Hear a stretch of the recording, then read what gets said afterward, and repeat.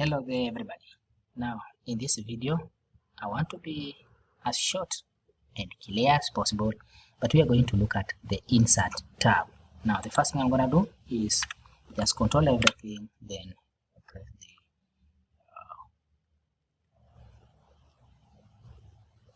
the delete key. You can also use the backspace, it will still work fine. So let us begin by inserting a page. So right now I only have one page here, and if I would like to insert a page, just come to insert. If you're at home, just go to insert and then pages. And by the way, if it so happens that your ribbon keeps disappearing, like if you press home, do something, and then the ribbon disappears, then what you need to do is click on any tab that you can see up there, and when the ribbon appears for that tab, just come to this far end and far right, and you'll see this pin the ribbon and pin that ribbon there. Now if we pin it like that, then it's going to stay there and it's not going to disappear once we select any function from the ribbon. So the first thing I'm going to do is insert a page. I may have like this is page 1, and then I want to insert a new page. So what I'm going to do, just come here and then insert a blank page, and thus I have another page. I call it page 2, and actually down here you can see we have page 2 and 4 words, just like that. So simple. Next I want to insert a cover. So a cover page is the first, it's like the cover of your document. It's not the first page. It's like this. You open first of all the cover and to access the first page. So the cover page is not the same as the first page. So I'm going to choose cover page this time because that's what I want to insert. Then come straight to any of these that I have been provided, but you can also make your own. I think I'll have to make another video to show you how you can customize your cover page and create your own. But now I want to choose here a very simple cover page like that. And now you see our document begins from this page. That's now when we can come to our page 1, just like that, and we have our couple. Now I'd like to maybe customize a little bit. Now when it comes to document title, just want to say this is insert subtitle. We're talking about cover page, and you can customize. You can even change the image, you can change these things. It depends on whatever you wanted to do. So you can change all these things as much as you'd like. I don't have an image on my desktop to change, but I've shown you how we can remove this image by just deleting it. You can simply select it, press backspace, and then insert an image. We're going to see that just in a few. Now I can export this image to the desktop so that I can show you how I can insert it. So I'm going to right click on it and then be like save as picture, and then I want to send it to my desktop. So let me choose desktop and then call it like cover page image, and then it's a JPEG format, which is okay. It is on the desktop, which is fine. It is on the desktop, so I'll save there. And now let me just minimize this and see if we have, yes, we have it there. So that's good. So now I can delete that by selecting the image and then just pressing the backspace key, and there we have it. Now here we are going to insert an image later on, just in a few.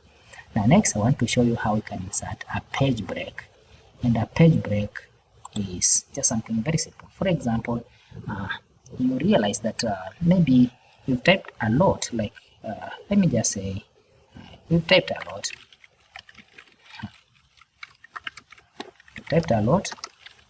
and a lot more, and then you realize that, oh no, I have a lot of content I want to put here, so maybe this a lot more should just go to the next page. So if you decide that this a lot more should go to the next page, we have a pro way of doing this, and then we have like a newbie way or a novice way of doing it. And the pro way is what I want to show you, and I don't recommend you to use the other way, which is just actually pressing enter until this and a lot more will go to the next page. But what we want to do is to introduce here, where we have the cursor here, a page break, which means actually that this page ends here, breaks here, and then the entire content will be moved to the next page. So simply come here, then introduce a page break, and it will be introduced here. So page break, and there we go. Now that is it. Typed a lot, and then a lot more default goes to the next page. So that is it with page break, so simple. And now on our first page, I want us to insert a table. So we are on insert tab, so table. So we can insert a table by just doing something like that. Choose the number of rows and columns you need, do it like that, and there we have it. And you can now keep typing. I think I didn't see where we were having our cursor. Let me bring my cursor up here. So that's where I'm going to insert my table. Come back to insert, then select whatever I want to select. Then there we go, we have our table. After inserting a table, we have several things we can do. We can have our header rows. We have header rows checked here. You can uncheck that if you want. You can check that if you don't. If you want them, we have total rows. You can check it there if you want. You can uncheck if you don't want. It depends. Then we have last column, first column. You can do so many things here. You can even select the type of format of the table, the coloring and all that from this. I don't know if they are templates or just samples like that. So let me choose a table like that, so that my table looks something like that. I think this one is much better. This table doesn't show columns, although columns are there, but it doesn't show columns. So if I have to type names of people like Vivian, and if I can type it correctly, then next, you see, I can type here color. Next, you see, like it does not, this format of the table doesn't show the end of our column. So just like that. Then you can introduce here, say maybe first, and then next.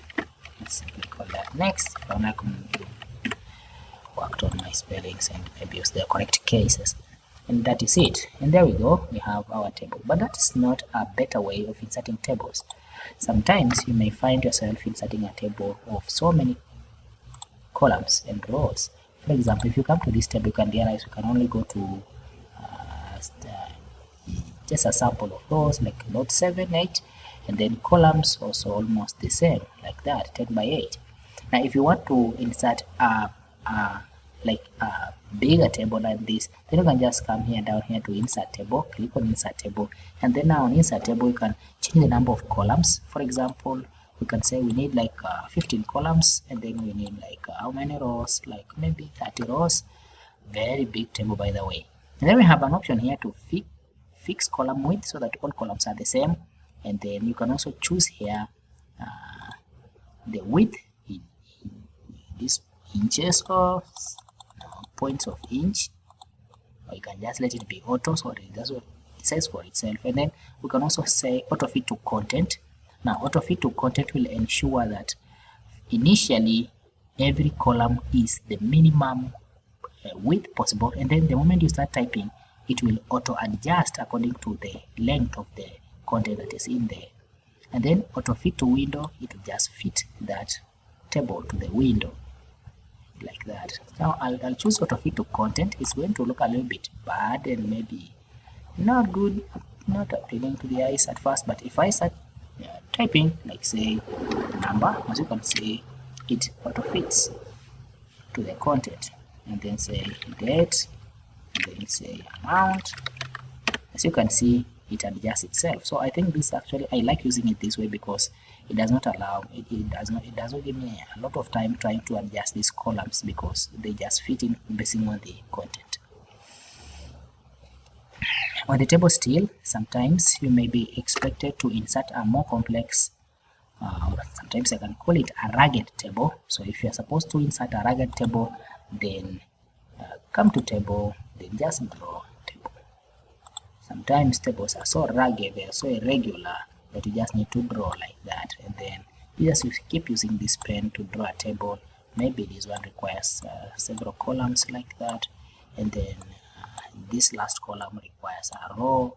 Before now we have a row like that. Then maybe this one requires a row that is divided into 3 columns like that, and then maybe this one now requires just something like that, and then we have the final row. Such a rugged table, you can simply draw it by using the draw table. And by the way, there is a feature still on home down here, which is draw table, which is also still do the same. So if you come here, if you come to home and then look here at borders, and then just click on this arrow here and then select draw table. You are going to be provided with this stylus or pen like pointer, and then you can use this to draw your table. So you can use it whichever, whether you pick it from this point or you pick it from the other points, no problem. And something maybe I should just let you know, like for example, the moment you insert anything into Microsoft Office, let me just go back to insert and then insert table. I want to drop this. Yes, I've dropped that pen like thing. Excuse. So sometimes, not sometimes, every time you insert an object, Microsoft Office will provide you with extra tabs here that will enable you to edit that object. For example, now we've inserted a table. As you can see, we have table tools, and on table tools we can, if you come to design, you can see we have all these things under design, and then on layout we have also these other things on layout. You can use all these things one by one. You can even choose the text direction, and then you can decide the text direction of your table. For example, now it is top down, or maybe from bottom upwards, or maybe left to right, like that. You can choose whichever you feel is comfortable for you. You can choose that and say this is to today, and there you go, you have your text in that direction. So anytime you insert an object, remember that Microsoft Office Word will give you extra tabs up here that helps you to edit that object further. I'll stop there. If you found this video helpful, consider subscribing to this channel. Help me grow. Like, and you can also share, definitely. Okay, thank you.